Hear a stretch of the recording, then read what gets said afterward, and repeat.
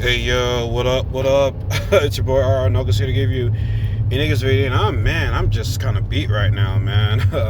I'm just like, over it. It's Thursday, but day closer to Friday, so I can't really complain. But I want to talk about the Eagles as always most of the time. But this is just, man, I gotta say the Eagles the front office has had us fooled. Now, as you don't know by now, you know that Jalen Hurts is starting for the Philadelphia Eagles against the Saints. Cheering for the guy. Like I said, I'm never biased towards one guy on the Eagles. You know what I'm saying? Now, I do think him starting against the Saints, that it's a little bit scary, man. Like I don't know about that. Like that concerns me. So we'll see how that goes, but I want to talk about Doug Peters, like the coaching staff and Harry Roseman. And so Doug Peters' press conference, I don't watch his press conference because I'm always at work. But even when I'm out of work, I can't even stand watching like maybe 10 minutes of it because it always makes me mad. So I always want to see, what are the biggest takeaways from what people are saying. And, they say that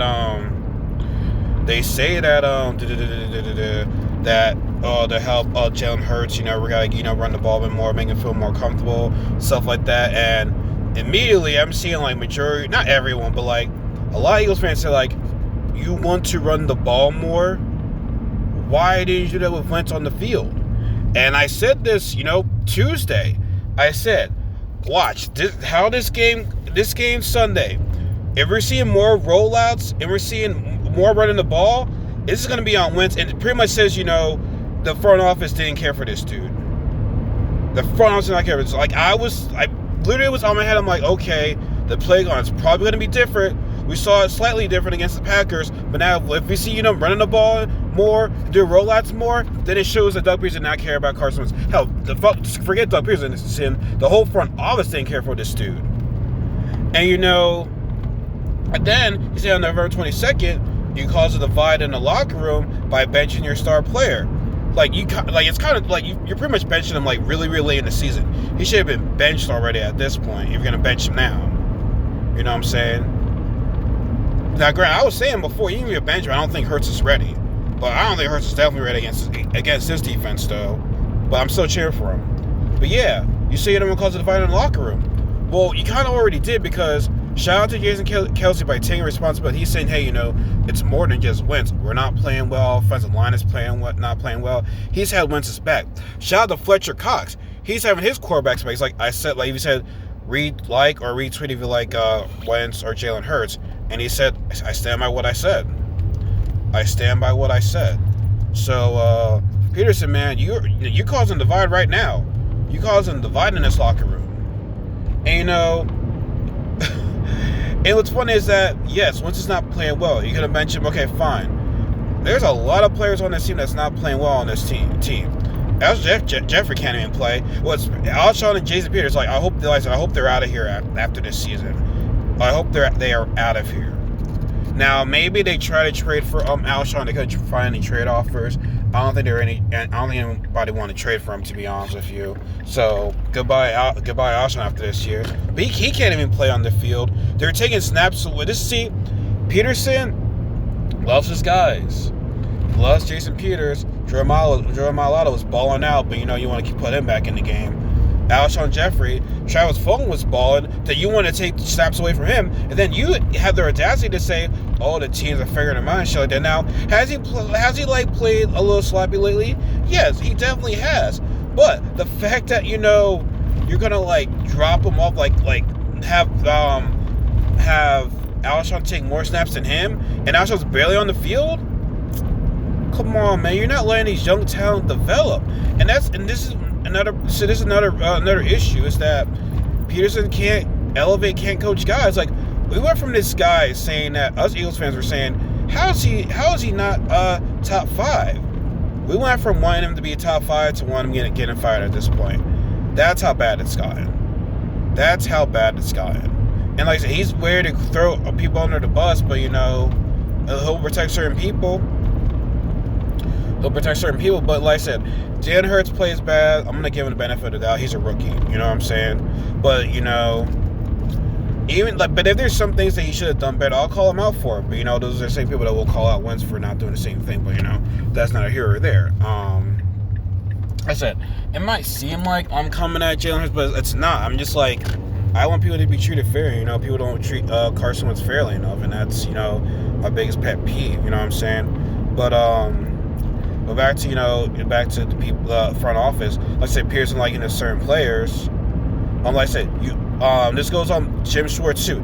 He likes his players. Now, when Will Parks went, I said, he tweeted, it's 2020, not 2017 or whatever, because some people are still stuck in their old ways. And then what's funny is that now Malcolm Jenkins is going to be pumped to play the playoffs on Sunday. Now, I was saying, Malcolm Jenkins is probably not going to be here this year because he's probably going to want too much money. And as much as I love to play, have them on the team, I don't think it's going to work out. He's probably not going to be here. But looking at his press conference the other day, he said it wasn't about the money. It just wasn't valued as a player. And now hearing that, now I'm like, wow, y'all didn't even try to keep him. When he has been your sole leader on the defense, hell, he was the sole leader of this team when Wentz was on the team. You're gonna do him like that? The guy that's the captain of our defense, the guy that doesn't miss a snap, that plays pretty much every position in the Eagles defense. Well, not defense tackle or anything like that, but linebacker. He plays in the box, outside safety. He does everything, and you treat him like that. Y'all, the Eagles have their own own players that they like, that they'll treat them better than anybody else. But back to the coaching and stuff like that. You guys feel like Jim Schwartz. I don't think Jim Schwartz can develop corners. I'm at this point I believe he can't develop corners because look, I know Ron Dar's been getting pretty bad a couple of times, but he's playing better under that system. Who else? Sidney Jones is playing better. I said this before. Russell Douglas is playing better. I said this before. Jordan Hicks is playing better. He's not getting hurt. I'm not sure if he's gotten hurt or not yet. I think he hasn't gotten hurt since he's been in Arizona. So I think he's okay from there. What else? Nelson Aguilar, balling. LJ Ford from the Ravens gets a place better as soon as we let him go. I'm telling you, man. Just coaching staff can't develop players. People gotta go after this season, man. People got to go. This locker room is a mess right now. We need a new voice. And Howie Roseman, I mean, what else can we say about Howie Roseman? I mean, the history explains it all. But at the same time, though, Howie drafts the guys, but it's up to Doug Pearson to develop these guys. He can't develop guys. Same thing with Jim Schwartz. I mean, the only thing you could get better under Jim Schwartz is your front four. You haven't really seen many people. Well, Mark Jones played better. Mark Jones has always been that good. You don't see other people develop under Jim Schwartz. You don't. You really don't. So, and also, Jeffrey Lurie, I mean, he's not a Jerry Jones where he's picking everything and stuff like that, but, man, this falls on you as well. You frustrated, but you let this happen. You are the owner. Not saying you gotta, get into every business. Don't be like a Jerry Jones or anything like that, but this falls on you as well, bro. This falls on you as well, man. So, what's that, man? The front office had us full. We thought Harry Roseman was the guy. We thought he'd learn from his mistakes. Clearly, he didn't. We thought Doug Pearson was a top 5 head coach. Clearly, he's not a top 5 head coach.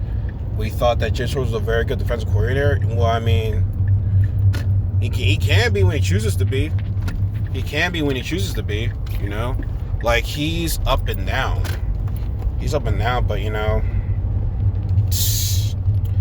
damn, man, we'll have to see. Like I said, Sunday, even if it get blown out, I just want to see how the play calling is. I want to see how players respond. Like, this is gonna be a very the Seattle game kind of shows who this team really was. Same thing with the Packers game, but this game right here, with Jalen Hurts being the quarterback and Doug Peterson calling the plays, it's gonna tell us a lot. It's gonna tell us a lot about this team. But I'm gonna get some food right now, as always, before I go into work. So y'all, Video Games Awards start tonight. I'll be doing a podcast the day after. I'll probably do a video like right after the game, where it's just about, this person won, blah blah blah, this, that, and the third. And hope you guys watch my challenge videos that I just posted. Will probably like late morning. So that's gonna be coming up. So yeah, and also like I said before, the part 2 of the Mario Kart 8 race Family and Friends is going on this weekend. So lots of stuff going on, guys. So catch you guys later. Peace.